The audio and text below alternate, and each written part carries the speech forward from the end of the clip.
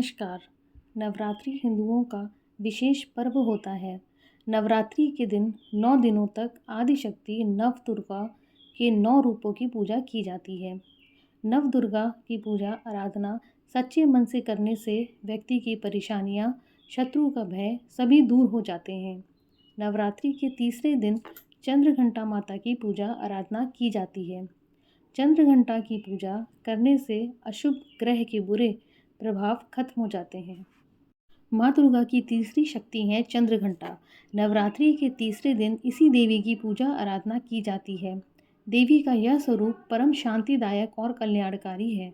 इसीलिए कहा जाता है कि हमें निरंतर उनके पवित्र विग्रह को ध्यान में रखकर साधना करना चाहिए। उनका ध्यान हमारे इंद्रलोक और परलोक दोनों के लिए कल्याणकारी है। इस देवी के मस्तक पर घंटे के आकार का आधा चंद्र है, इसीलिए इस देवी को चंद्रघंटा कहा जाता है। इनके शरीर का रंग सोने के समान बहुत चमकीला है। इस देवी के 10 हाथ व खड्ग और अन्य अस्त्र शस्त्र से विभूषित हैं।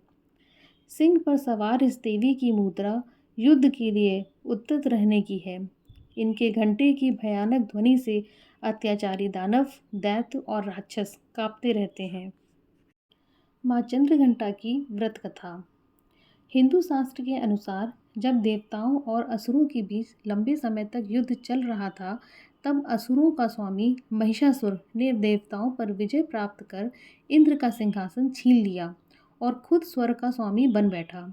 इसे देखकर सभी देवता गण काफी दुखी हुए। स्वर्ग से निकाले जाने के बाद सभी देवतागण इस समस्या से निकलने के लिए त्रिदेव ब्रह्मा, विष्णु, महेश के पास गए। वहां जाकर सभी देवताओं ने असुरों के किए गए अत्याचारों और इंद्र, चंद्रमा, सूर्य, वायु और अन्य देवताओं के सभी छीने गए अधिकार के बारे में भगवान को बताया। देवताओं ने भगवान को बताया कि महिषासुर के अत्याचार के कारण स्वर्गलोक तथा पृथ्वी पर अब विचरण करना असंभव हो गया है। तब यह सुनकर ब्रह्मा, विष्णु और भगवान शिव शंकर अत्यंत क्रोधित हो गए।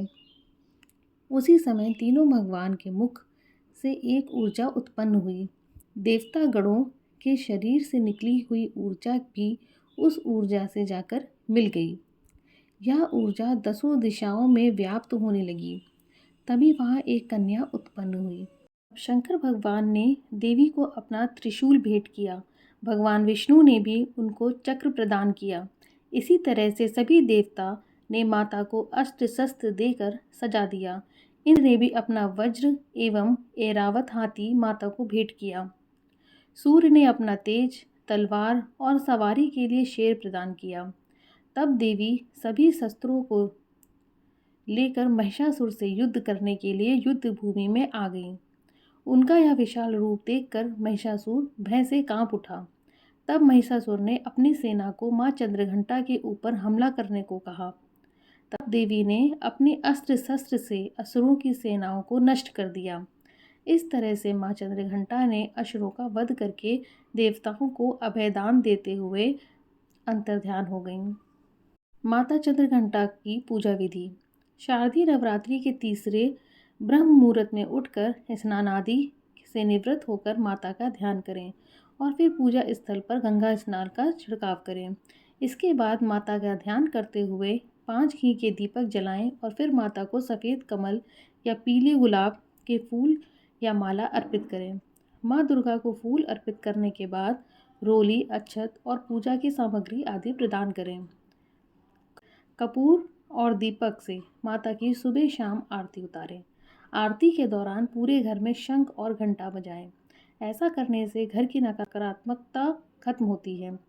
इसके बाद परिवार समेत माता के जयकारे लगाएं और भोग में माता को केसर की खीर या दूध से बनी मिठाई का भोग लगाकर पूजा संपन्न करें। इसके साथ ही आप चंद्रघंटा माता की कथा, दुर्गा चालीसा, दुर्गा स्तुति या दुर्गा सप्तशती आदि का पाठ करें। शाम के समय भी माता की आरती करें और ध्यान करें। चंद्रघंटा माँ का मंदिर। प्रयागराज में है माँ चंद्रघंटा का मंदिर। माँ का प्रसिद्ध मंदिर उत्तर प्रदेश के प्रयागराज में स्थित है। यह मंदिर चौक में स्थित है, जो कि प्रयागराज का काफ़ी व्यस्त इलाका माना जाता है। यहाँ पर माँ क्षेमा माई का बेहद प्राचीन मंदिर है।